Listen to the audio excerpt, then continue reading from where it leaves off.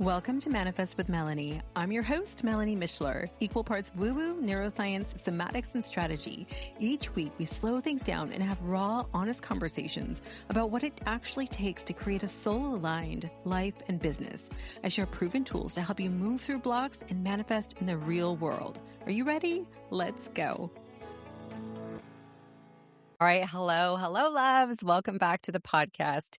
Today, I want to talk about the stories that we tell ourselves and how these stories can sometimes quietly but entirely shape the trajectory of our lives. Now, this actually ties directly into the YouTube episode I released this week. And over there on the YouTubes, I did a little bit of a tough love episode, especially for the women over 40. And it was about the narratives that we keep repeating that keep us stuck. Because here's the thing, by the time we reach 40, most of us have these stories that have been running in the background of our lives for decades. And they're almost like a computer virus, right? Everything seems to be working on the surface. We have successes, life is technically working, but underneath, behind the scenes, these viruses, like these thoughts and beliefs, they're quietly wreaking havoc on our lives and on our potential. They're really running the show in the background of our lives without ever getting checked. And the craziest part is that eventually we start believing that these are true. They become part of our identity. And then our reality actually starts to organize itself around these beliefs. So one of the things I talked about on the YouTube episode is that women will often say to me, like, but Melanie, it's true. I only believe this because it's true. I have so much evidence. They'll say things like, I should be further along by now. I should have started this years ago. I'm too late. Or I always choose the wrong partner. Like, right? I have tons of evidence for that. Or I'm not good with money. And they'll say to me, Melanie, just look at all the evidence. My life proves that this thought is true. But here's the interesting question that I posed. Which came first, the belief or the experience? It's kind of like a chicken and the egg thing, right? And honestly, that's not the question we should be asking. We shouldn't be asking ourselves, is this true? Is this historically accurate for myself? The better question is, do you want to keep repeating this pattern? Do you want to keep creating this pattern in your life? Does it serve me? Does it serve my highest potential? Because if the answer is no, then we have to start interrupting those beliefs. We have to start interrupting the computer virus in our head and start replacing it with new beliefs. And here's the part that most women completely miss. And this is really, really, really important. The fact that you keep seeing that same pattern show up over and over again in your life, it's actually incredible. It's actually proof of something. It's proof that you are a really powerful manifestor. The only thing is you're just manifesting by default because your thoughts are running wild. They're like feral children running around your mind, completely undisciplined. And we rarely stop long enough to question them, to discipline them, to choose deliberate thoughts and beliefs. Again, you're manifesting what you're predominantly thinking about, what you're predominantly believing, but we're usually thinking about and telling the story that we don't want. And it becomes automatic. Like eventually it's just running like a computer virus, like I said, in the back of your head.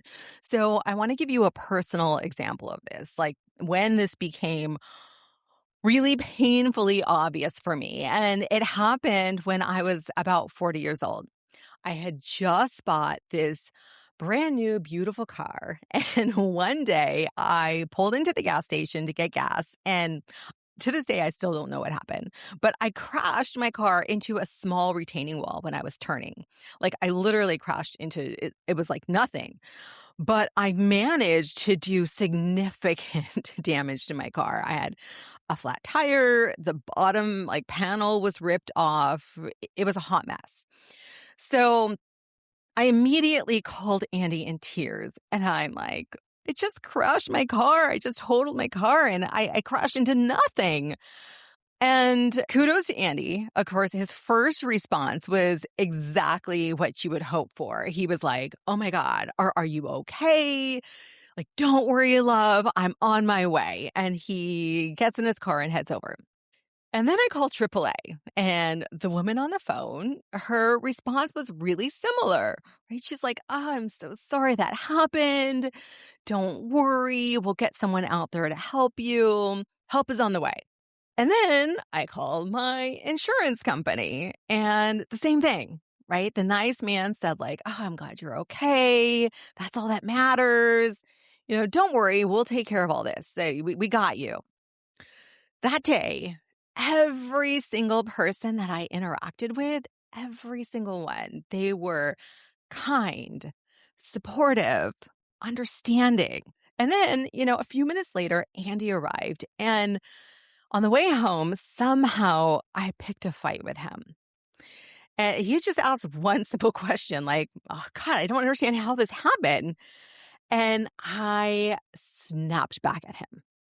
I said, like, "What? You just think I'm so stupid, don't you?" And he goes, "Whoa, whoa, like, wait a second. I never, ever said anything like that. I never said you were stupid. Where did that come from?" And at that moment, I had to stop myself because he was right. He never said anything like that. He was nothing but supportive and loving. And that day, no one had called me stupid. No one except myself.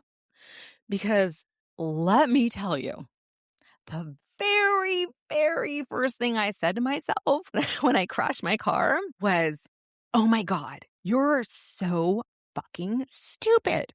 Like, how could you do this? Who crashes into nothing? I can't believe how stupid you are. You ruined everything." I mean, my mind went on and on and on. And the truth is, I had been calling myself stupid from the moment it happened.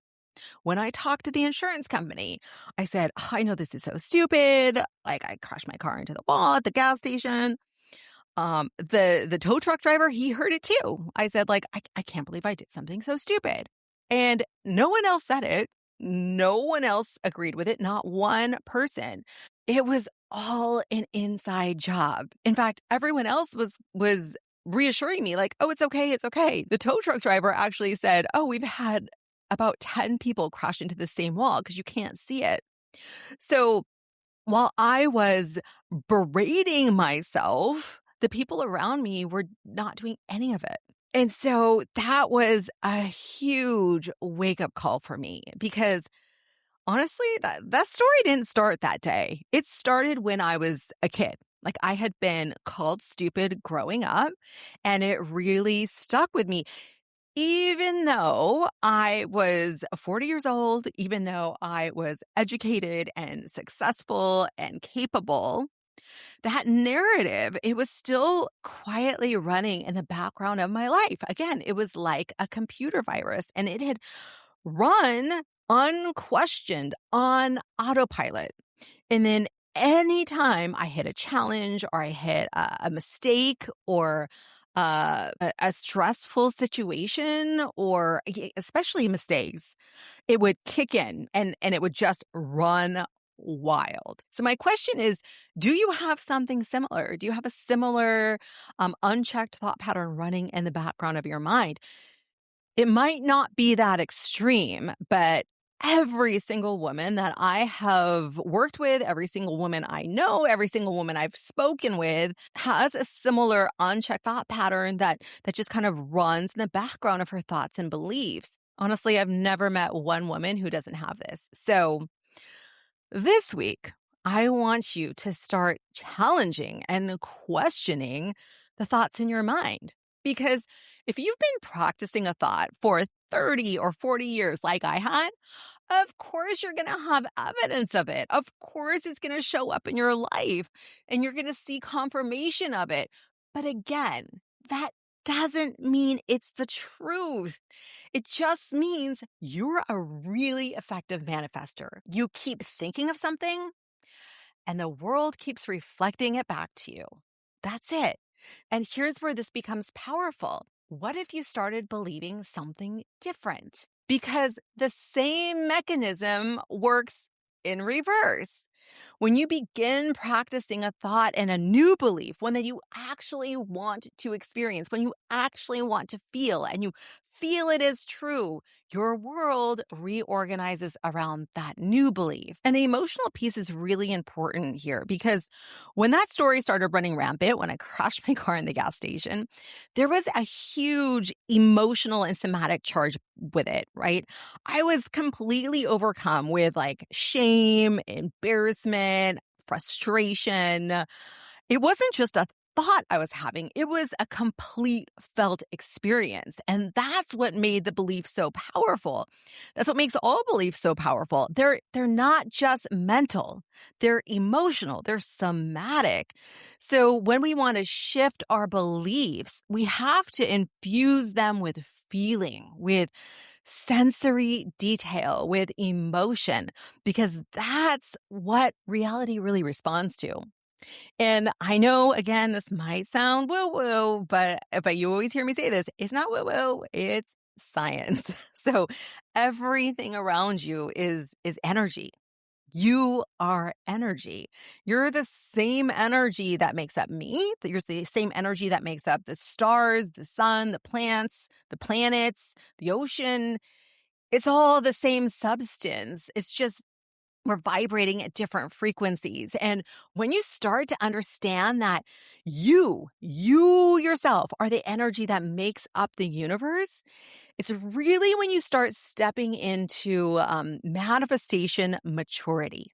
You stop being someone who just reacts to life and reacts to the things happening around you, and you become someone who deliberately creates the life that you desire. So this week, I want you to just start noticing your thoughts, noticing what's running through your mind.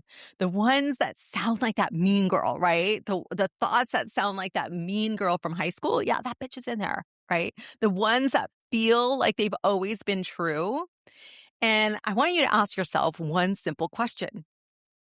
Do I want this to be true, or is this just an old story? Because the moment you start questioning that story is the moment you start to take your power back. And that's when life shifts so quickly. All right, love. If this resonated with you, make sure you check out the YouTube episode. I'll put the link to my YouTube in show notes. You can click and subscribe so you don't miss anything.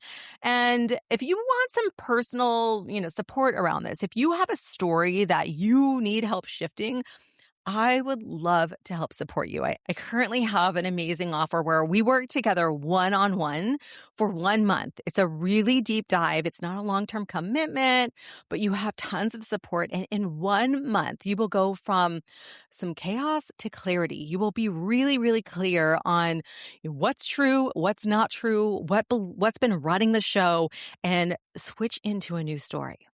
All right, love. Until next time, keep manifesting an epic life.